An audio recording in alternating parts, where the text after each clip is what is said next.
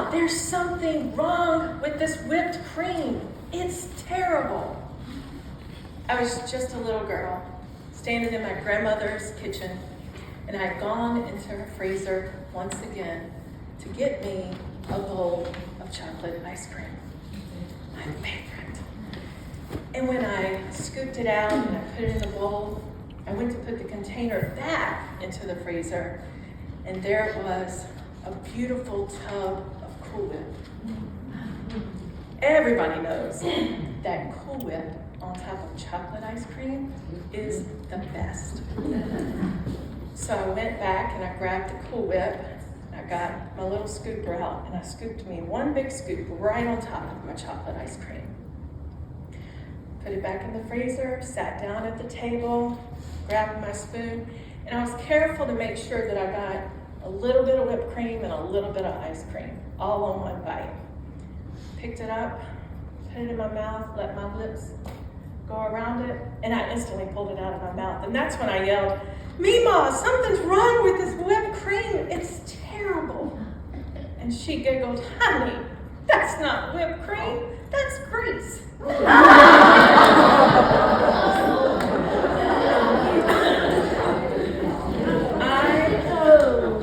I'm almost 50 years old, and I still do not understand why there would be a container that says Cool Whip that would be filled with grease. But that's what it was. Labels.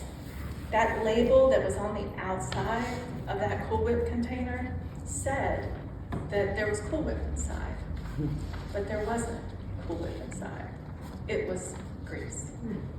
And we see labels everywhere. Labels in life tell us how much medicine to take, what's in things. Labels tell us what's inside. Labels also tell us how much to take. It tells us when there's danger. Sometimes a label can cause something to cost a lot of money, and sometimes it can make it where it's not so expensive. So there's a lot of things that use labels and go into labels. But one of the things that we can take away from this is that life is full of labels, and while they're important, they're not always right. And what gets slapped on the outside isn't always a true reflection of what is on the inside. I want to say that one more time. With labels, what gets slapped on the outside is not always a true reflection of what is on the inside. So, the label said Cool Whip, but my taste buds knew better. That was not Cool Whip.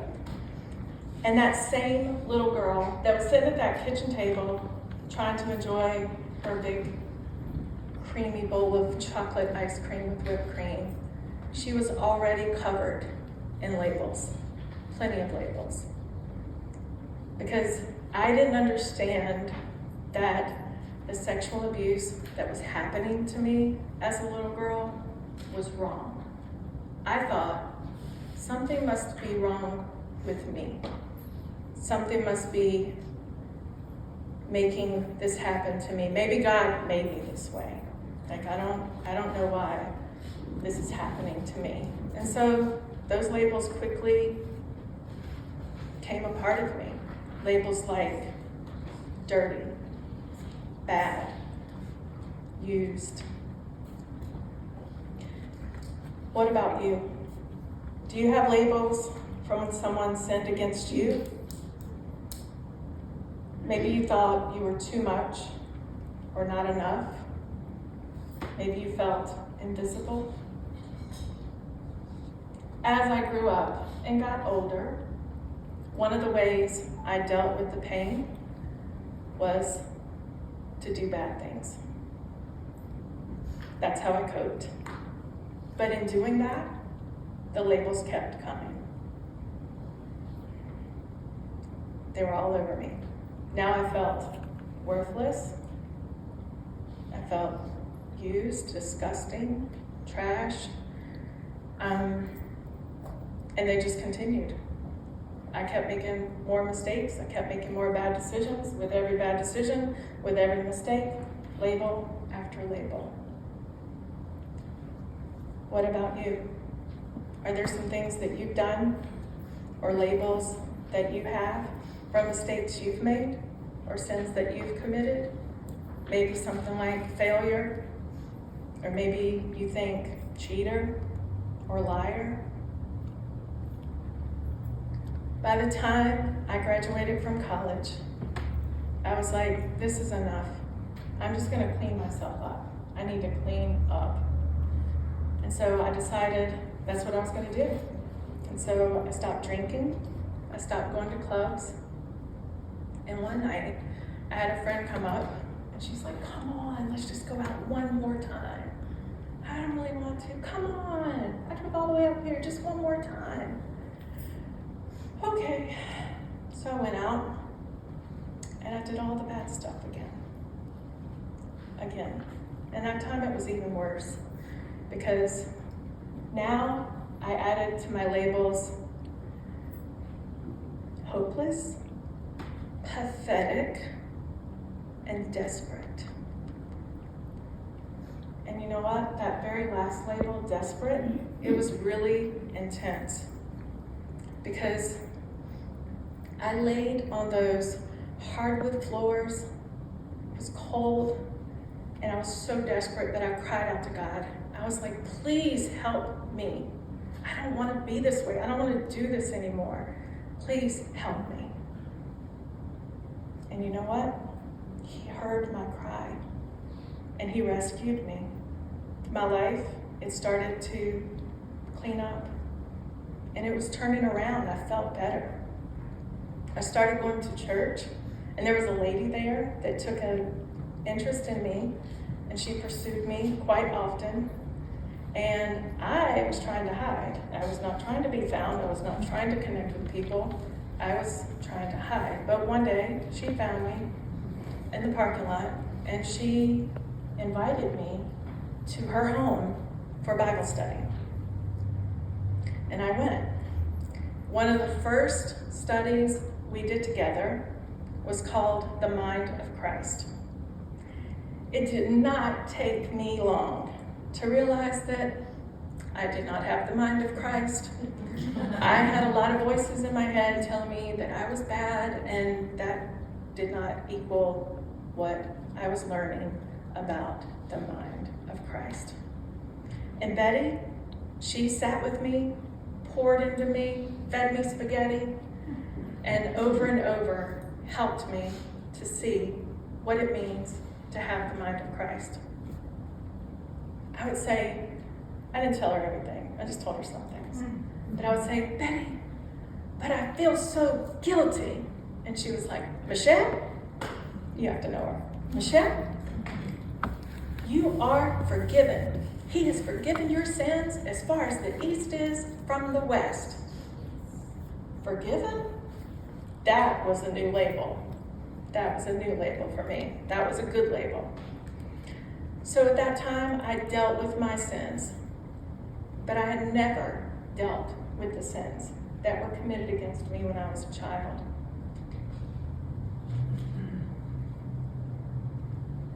Those labels from the sins that were committed against me, they were deeply, deeply seared into my mind, into my heart, and into my being. And labels, they affect everything. They affect how I interact with people. They affected my thoughts. They affected what I did. And I was so used to hiding them and putting on my mask and pretending like everything was fine. My life was good and I was okay. Until I had my daughter. Once I had my daughter, everything bubbled up. All of the memories from my childhood started coming back. And I started having flashbacks and panic attacks. And I finally found my way to a Christian counselor. And I finally told the secrets that I'd held on to for nearly 40 years of never telling anyone. Do you have labels that God has given you to replace the lies with truth. Because when I sat with that counselor, that's what she helped me do. She helped me to see all of the lies and all of the labels that told me that I was worthless, that I was trash, that I was bad, that God made me that way. All of those lies, she helped me to replace them all with truth. She also helped me to see that it wasn't me and I wasn't bad, that what happened to me was actually a crime and it should have never happened. She gave me new truths to uncover, new labels. Just like Betty had given me forgiven, she helped me see that God calls me a gift. He says I'm precious. He tells me that I am the apple of his eye. That's the most important part of your eye. It's a big deal. And that's what he says about us. He said that I was a daughter of the King.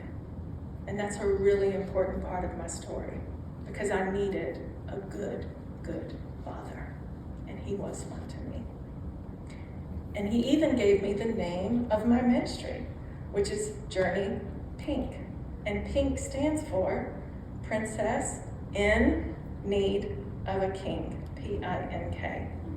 And so Pink became my way of reminding myself of that label. I'm gonna wear pink tomorrow too, in case you're wondering. I wear it a lot. But pink became my label that says he loves you. You are his daughter. You are forgiven. You are a gift. And every time I saw pink, I would chase sunsets. I would wear pink. I would remember his love for me. And I would remember how much he cares about me and what his labels are for me and how important they are. So I was making progress. My life was feeling really good. And I was like, you know what, God? You've done this massive transformation in my life, and I'm thrilled with it. I am ready. I'll do whatever you want me to do with my story. I am here for you. And then the bottom fell out. I don't know if you've ever experienced what it feels like to have the bottom fall out, when the bottom falls out, but that's what happened for me. So that happened in December. Shortly after that, my husband and I had to quickly, suddenly sell our insurance agency that we had had for over 23 years. We had spent all that time building it. We were looking forward to retiring with it.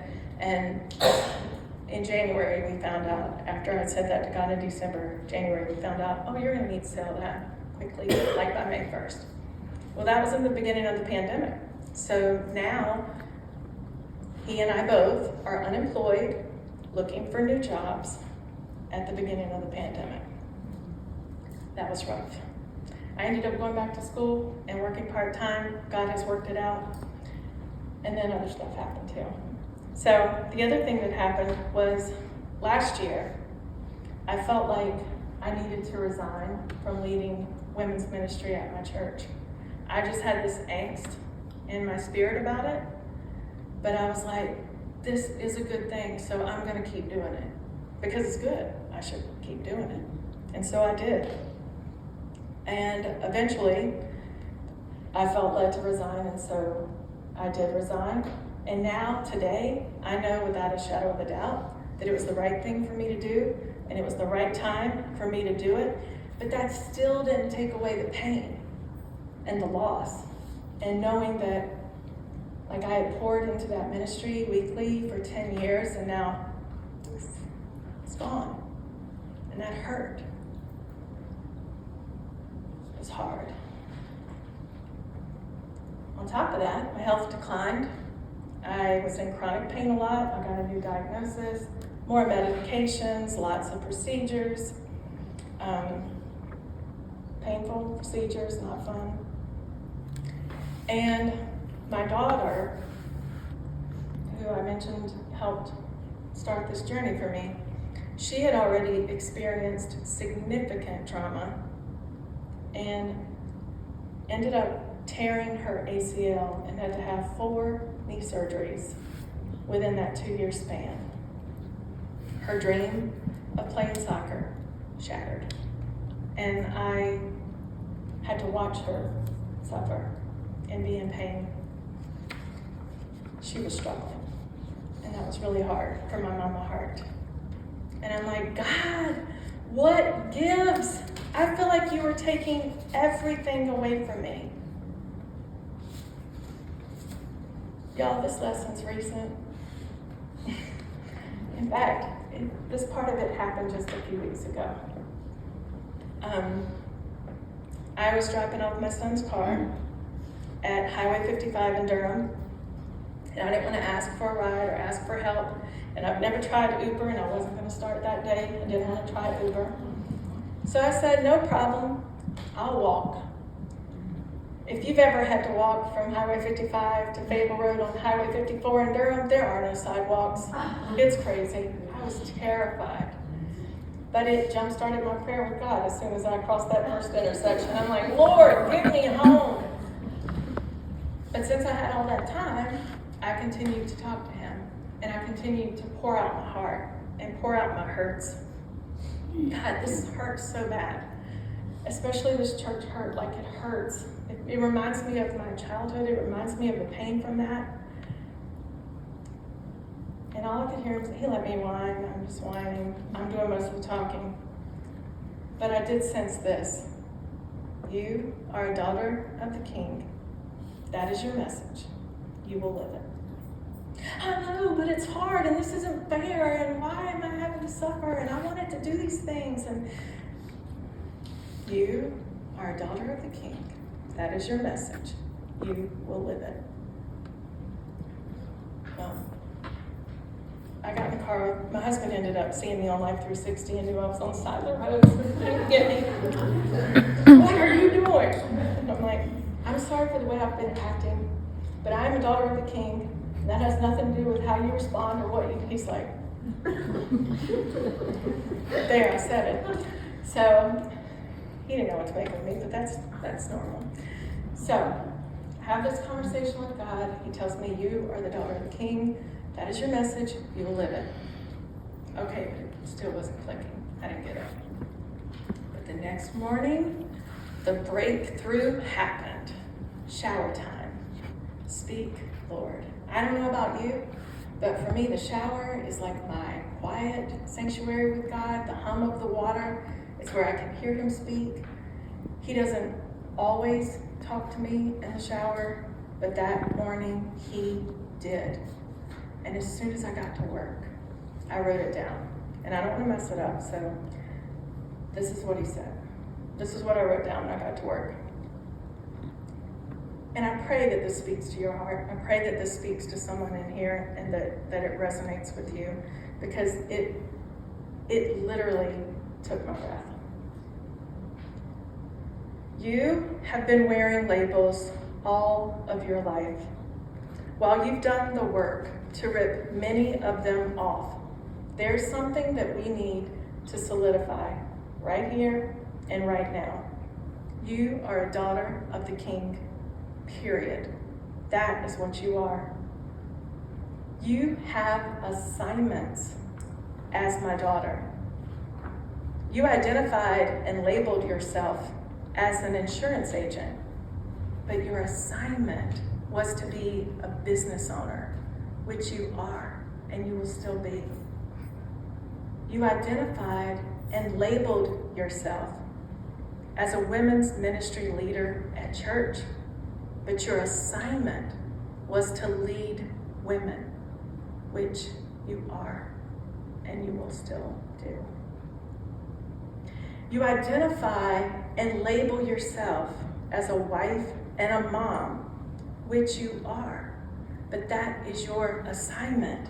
It doesn't disqualify you when there are bumps in the road. Your value and worth are not diminished by the actions of others or their responses. You are a child of the King Most High. I need you to trust in that as your sole label.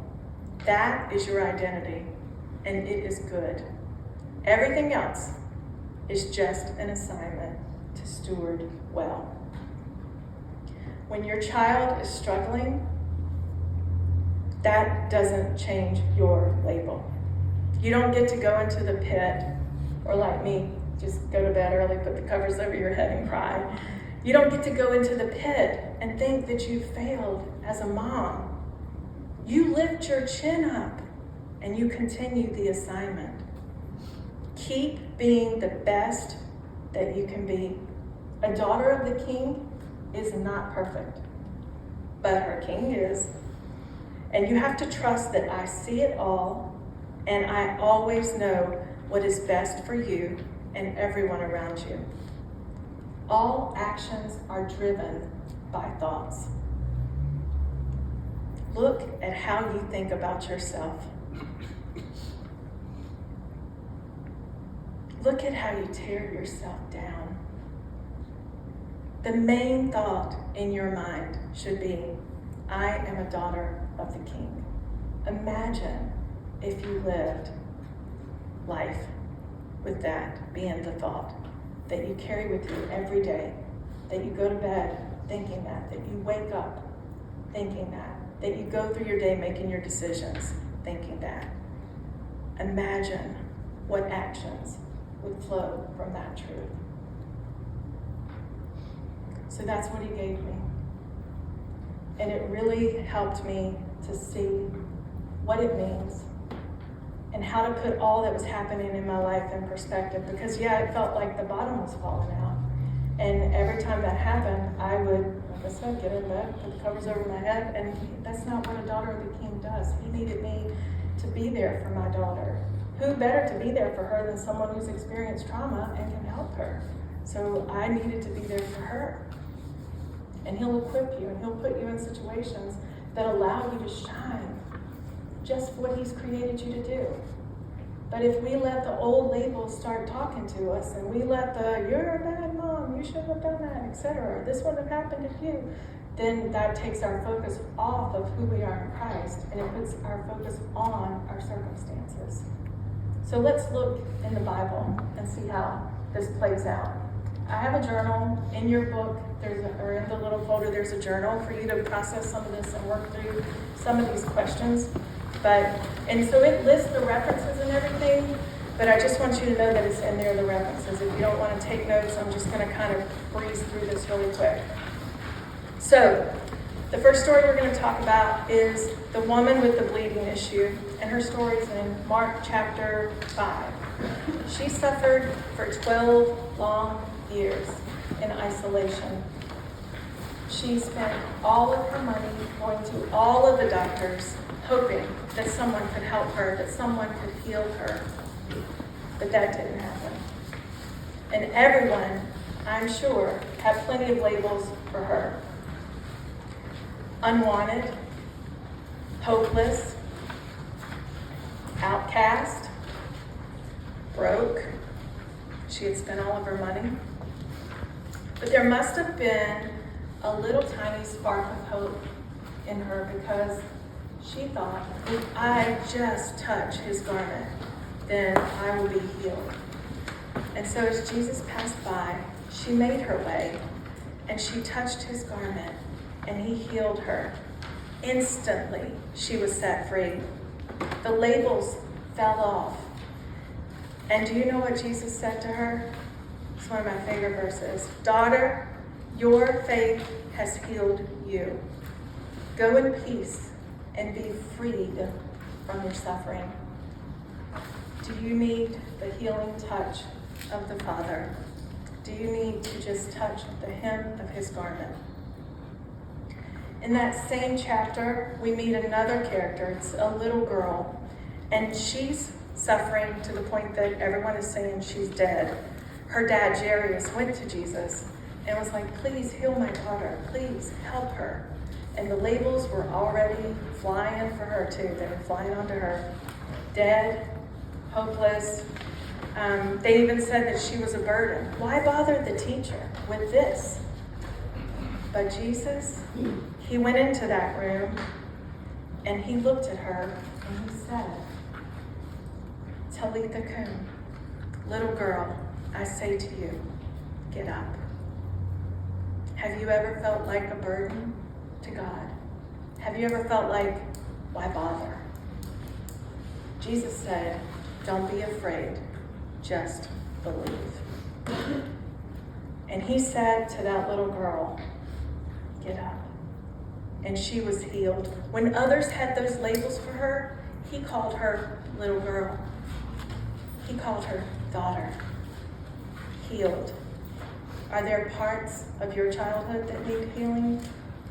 Jesus is whispering to you, little girl, Talitha cum, I say to you, get up, be freed from your suffering. Another woman in the Bible I wanted to look at is in John chapter 4, and it's the story of the woman at the well. If you know her story, you know that she was the talk of the town. So much so that she picked a time to go to the well where no one else would be there. She wanted to avoid being seen and avoid people. And so she goes to the well, and here comes Jesus, and he tells her everything she's ever done. Can you imagine Jesus sitting with you and just telling you all of this stuff that you've done? But that's what he did. And you would think that if you sat with Jesus and he said, here's everything you've ever done, you would walk away with your head hung low and full of shame. But that's not what happened. That's not what happened at all.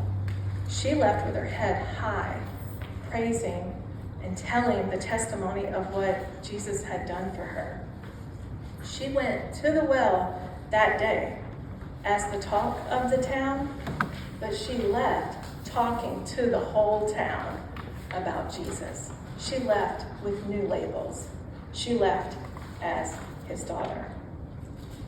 Are there parts of your story that you push down, that you keep separate, that you keep hidden from God, that you don't want to talk to him about? Go to him. Let him take those labels off of you. Let him take away that shame. He already knows everything. Let him take the labels off so that you can walk in freedom as his daughter. And the last character that I want to talk about is sweet Mary Magdalene. I'm sure she had labels, because it's in Mark chapter 3 when they tell us that Jesus healed her. She was one of the women that he healed, and she had 7 demons come out of her. 7 demons. Can you imagine the labels that she had and the way she maybe felt about herself prior to the deliverance, or what other people thought about her prior to the deliverance? But living as his daughter changed everything.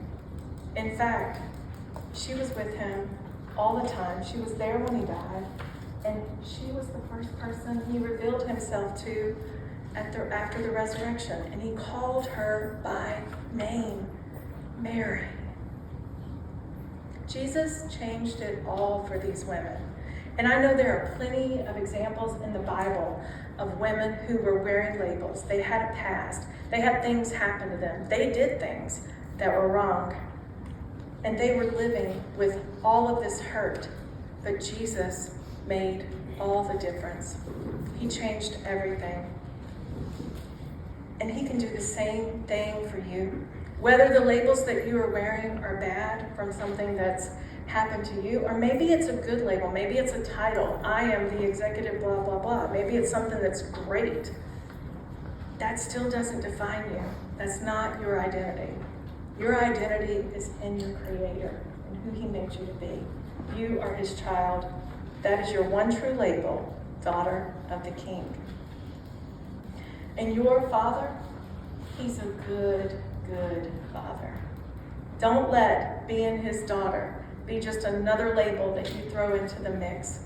Let it be the label that you live your life by. Let it be the label that motivates all of your decisions and all of your actions and interactions. What do you need to let go of today so that you can live as a daughter of the King? What part of your past or childhood is holding you back from living as his child?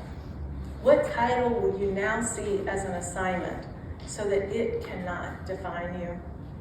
What lies will you stop believing so that you can see your true worth as his child? Are you holding on to labels and establishing your worth in a title or position? Break them off, good or bad, and just flow in the absolute truth that you are his daughter. Live your life as a daughter of the King. That is your one true label. Think about it every day, every minute. You are a daughter of the King. And every time you eat ice cream, I want you to think about labels. Think about, what am I believing about myself? Is the outside matching what's on the inside? Or do I need to adjust what I'm seeing on the outside? Make sure that the label that you are wearing and living is daughter of the King. Think about how you will live your life and make decisions based on that title alone. None of the other titles, they're just assignments. So, if you will say it with me, I am a daughter of the King. I am a daughter of the King. Look at someone beside you and say, you are a daughter of the King. Who are we? We are daughters of the King. And everything else is just an assignment to steward well. I want you to think about how living as a daughter of the King will impact the world for good, because that's who you are, a daughter of the King. Thank you. I want to pray for you before we go. And I just want to say that if you have questions or want to talk to me or reach out to me, I'm going to be here tomorrow. I'll be in pink. You'll see me in pink. But I'll be here tonight and tomorrow, and I'd love to pray with you. I'd love to chat with you and get to know you and talk to you. So I'm available if anyone needs to talk. God, thank you so much for your word and your truth. Thank you for giving me this testimony to share. Thank you for the work that you are doing in our hearts and our minds right now, God, to throw off labels that never ever belonged to us. These labels came from many different places, but they did not come from you, because you say that we are a gift. You say that we are precious.